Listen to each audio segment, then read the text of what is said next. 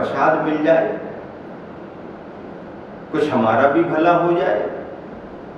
गुरुदेव ने भी सोचा ये बहुत दिनों से सेवा कर रहा है, चलो ठीक है, इसके लिए कुछ दे दो। उन्होंने अपने पास से पारस बटैया निकाल करके दे दी। पारस पथरी पारस बटैया उनके पास रखी थी, लो ले जाओ इसको, इससे तुम्हारा भला हो जाएगा। इससे क्या काम होगा, किस काम की है? अरे ये पारस बटैया है, इसे जिसको भी छुआओगे सारा लोहा सोना बन जाएगा। अच्छा हाँ ऐसा, हाँ बहुत धनी हो जाओगे तुम। अच्छा ठीक है, घर चला गया। गरीब आदमी था, बाहर से भी गरीब था और अभागा होने के कारण बुद्धि से भी गरीब था। अब सोच विचारी में पड़ गया, पारस बटैया तो मिल गई, लोहे को सोना बनाना है, और लोहा तो अपने घर में है ही नहीं, जाके बाजार में खरीदना पड़ेगा तब तो सोना बनाएंगे। अब किसी दुकान पर गया, भैया लोहा का भाव क्या है? अभी तो इस समय लोहे का भाव ये है, इतना महंगा लोहा, और इससे सस्ता नहीं। 2-4-10 दुकानों पर घूमा, सब पर एक जैसा भाव समझ में आया, अरे भाई इससे सस्ता नहीं होगा। अभी तो कुछ नहीं कह सकते, हो सकता कुछ समय बाद सस्ता हो जाए। अब वो व्यक्ति अपनी अल्पज्ञता के कारण लोहे को सस्ता करने की प्रतीक्षा में घर आकर के बैठ गया। अब सस्ता होगा, अब सस्ता होगा, अब सस्ता होगा, अब सस्ता होगा। बाजार सस्ता नहीं हुआ, लोहे की कीमत वही बनी रही। उस कीमत में लेने का इसने साहस नहीं किया। अरे मूर्ख प्राणी, तेरे पास पारस बटैया थी, लोहा कितना भी महंगा क्यों ना होता, खरीद करके यदि सोना बनाना शुरू कर देता तो तू माला माल हो जाता। लेकिन अभी तो लोहा महंगा है, अभी तो लोहा महंगा है, अभी तो लोहा महंगा है, सस्ता होने दो, सस्ता होने दो। ये सोचते सोचते उसने सारा समय निकाल दिया, लोहा खरीदा नहीं, सोना बनाया नहीं। गुरु के पास से संकेत आ गया, पारस बटैया वापस करो, समय पूरा हो गया। अब जब लेने वाला आ ही गया है, समय पूरा हो ही गया, तो उसको पारस बटैया वापस करना पड़ी। गुरुदेव ने पूछा, कितना सोना बना लिया? तो जवाब दिया उसने, गुरुदेव क्या करूं, लोहा महंगा था, सस्ता हुआ ही नहीं। अरे भैया, लोहा महंगा था, सस्ता हुआ ही नहीं। हाँ मैं प्रतीक्षा करता बैठा रहा, अब सस्ता होगा, अब सस्ता होगा। सस्ता होता तो मैं खरीद लेता, लोहा महंगा था इसलिए मैंने खरीदा नहीं। गुरुदेव ने सोचा, तेरा उपादान ही ऐसा है, मेरे जैसा निमित्त भी तेरे को क्या करा पाएगा। पारस बटैया मिली और तेरे को लोहा महंगा दिख रहा। और कितना ही महंगा क्यों ना होता, एक बार खरीद करके सोना बना लेता तो जीवन धन्य हो जाता, माला माल हो जाता। लेकिन अभी तो लोहा महंगा है, सस्ता होने दो की चक्कर में आदमी वहीं के वहीं बैठा हुआ है। ऐसे ही बहुत सारे गृहस्थ भी गुरुओं की सेवा करते हैं, आशीर्वाद भी चाहते हैं, और कोई मार्गदर्शन दिया जाए, हाँ हाँ देखते हैं, हाँ हाँ विचार करते हैं, अभी थोड़ी अनुकूलता नहीं है, सोचते हैं, विचार करते हैं, और ऐसा करते करते अपना कीमती समय निकाल देते हैं।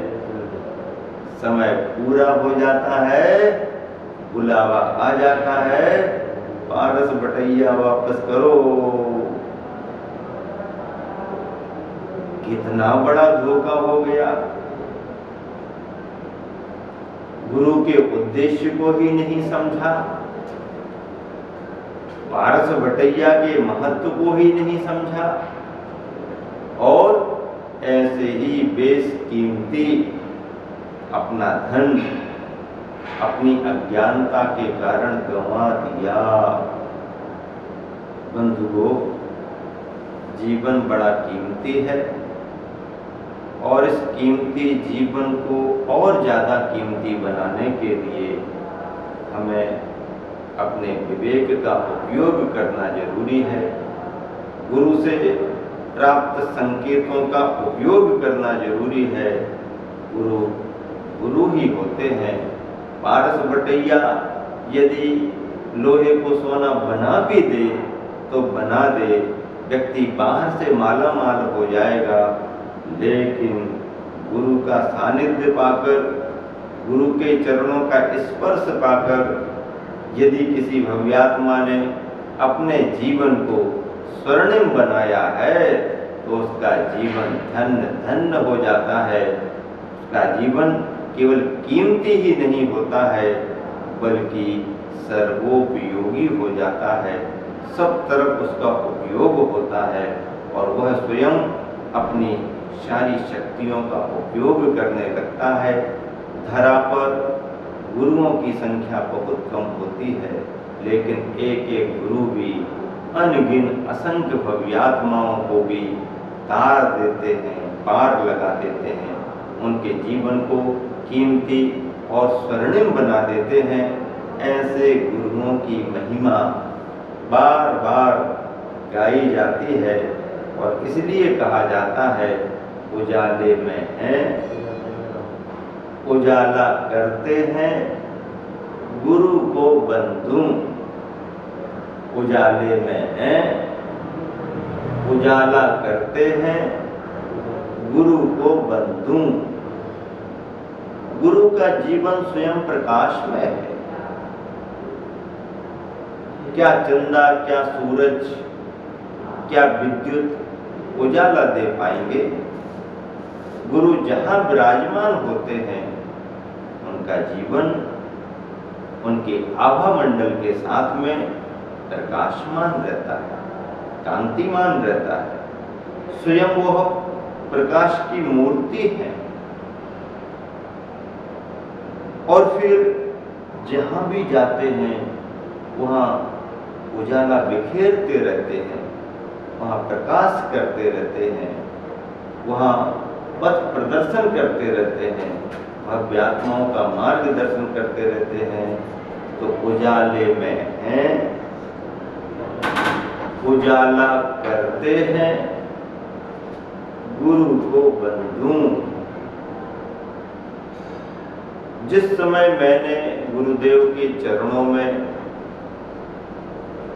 लोहा और पारस की बात के साथ गुरु और शिष्य की बात को जोड़ा था, वो क्षण वो पल मेरे अनुभव में आज भी आते हैं कि वो बात मैंने कितनी स्पष्टता से रखी थी और उस सत्यता को उस समय एक तरह से जनमानस ने बहुत श्रद्धा से, आदर से स्वीकार किया था। गुरु तो गुरु ही है, संग तो संग ही है। उनके अनुभव में तो और बहुत बहुत बड़ी बड़ी बातें आती हैं, पर मेरी भावना से जो भाव प्रकट हुए थे तब मैंने यही कहा कि पारस ने क्या बड़ा काम कर दिया। अरे सस्ती कीमत वाले लोहे को महंगी कीमत वाला सोना बना दिया, लेकिन चाकू तो चाकू ही रहा।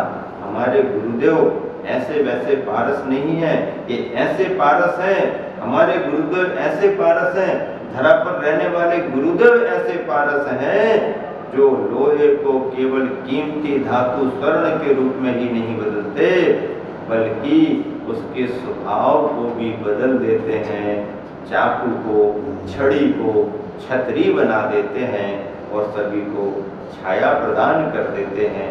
ऐसी छतरी जो सभी को धूप से और बारिश से बचाती है, ऐसी छतरी गुरुदेव की कृपा से ही बन पाती है। इस तरह से समय समय पर ऐसे भाव प्रकट होते रहते हैं। संत शिरोमणि प्रवचन माला के इन संदर्भों में भी वही भाव आप गुरुवर की रचनाओं के माध्यम से ही सुन रहे हैं। हम और आप सभी सौभाग्यशाली हैं कि गुरुवर की रचनाओं का रसपान हम सभी मिल करके कर रहे हैं। अहिंसा परमो धर्म की जय। आज का दिन भारतीय परंपरा के लिए अत्यधिक महत्वपूर्ण दिन। वैशाख शुक्ला तृतीया अक्षय तृतीया के नाम से जानी जाती है। अक्षय तृतीया युगादि पुरुष, आद्य शासन नायक, तीर्थंकर मुनिराज, आदिनाथ भगवान के प्रथम आहार की संपन्नता से ख्याति प्राप्त है। युगादि पुरुष का जैन परंपरा में ही नहीं, जैनेतर समुदाय में भी विशिष्ट स्थान है। योग सिद्धि को प्राप्त आदिनाथ, योगीश्वर आदिनाथ, महातपस्वी महामुनि आदिनाथ,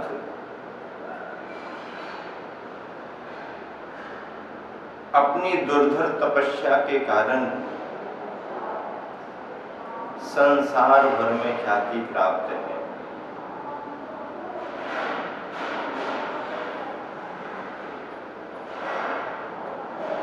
आदिनाथ भगवान जब घर में राजा रहे तो प्रजापाल के रूप में आदर्श राजा रहे, और जब गृह त्याग करके वो सन्यासी महाराजा बने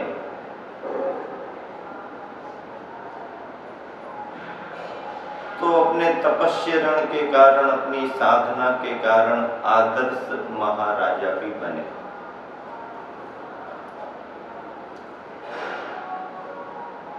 राजाओं का जीवन साधनों का जीवन होता है, महाराजाओं का जीवन साधना का जीवन होता है। युगादि पुरुष का महत्व इसलिए भी है कि उन्होंने जिस मार्ग का प्रतिपादन किया है उसमें केवल दो बातों पर जोर दिया, या तो कृषि करो या ऋषि बनो। क्या ऋषि ध्यान से सुन रहे ना? हाँ, ध्यान से सुनो। ऋषि क्या कहा आदिनाथ? इतने दिनों से सेवा में लगे हो, ध्यान से सुनो क्या कहा है। कृषि करो या ऋषि बनो। कृषि, किसानी,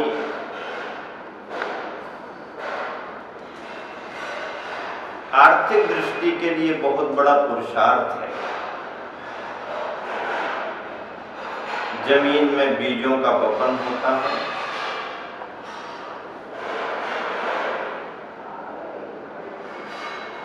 फसलें आती हैं,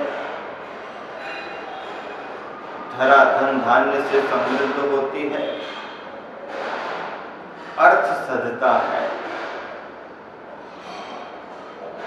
और जब ऋषि बनता है कोई भी व्यक्ति, साधक बनता है,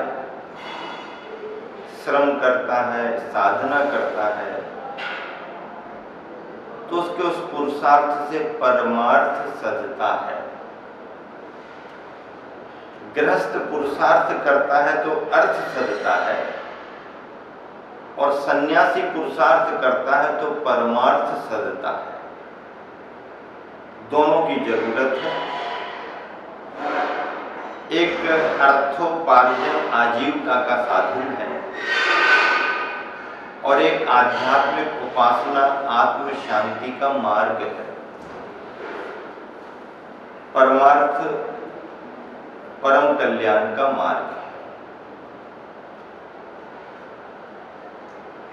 ऐसे युगादि पुरुष के जीवन से संबंधित अनेक विचार, अनेक बिंदु हम सभी सुनते आ रहे हैं, समझते आ रहे हैं,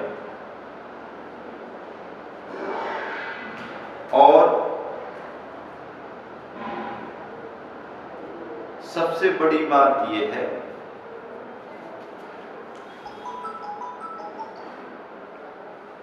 कि आदिनाथ भगवान ने अपने जीवन का बहुकाल राज्य व्यवस्थाओं में बिताया, प्रजापाल बने, पुत्रों को योग्य बनाया, उनका अपना तीर्थंकर का पुण्य प्रभाव था, सारी वसुधा उनके अधीन थी, सारे राजागण उनके चरणों में नतमस्तक थे।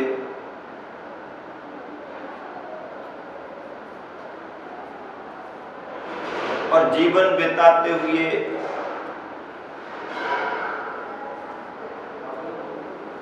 जब उन्हें वैराग्य का भाव आया,